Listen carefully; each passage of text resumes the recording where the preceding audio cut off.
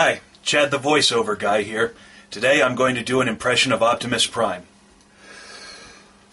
Before time began, there was the cube. We know not where it comes from, only that it holds the power to create worlds and fill them with life. That is how our race was born. For a time we lived in harmony, but like all great power, some wanted it for good, others for evil. And so began the war. A war that ravaged our planet until it was consumed by death, and the cube was lost to the far reaches of space. We scattered across the galaxy, hoping to find it and rebuild our home, searching every star, every world.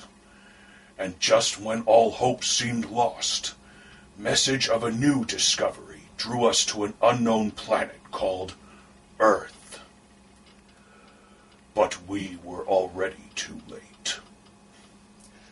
Well, the Nostalgia Critics started off doing something related to Transformers, so why can't I?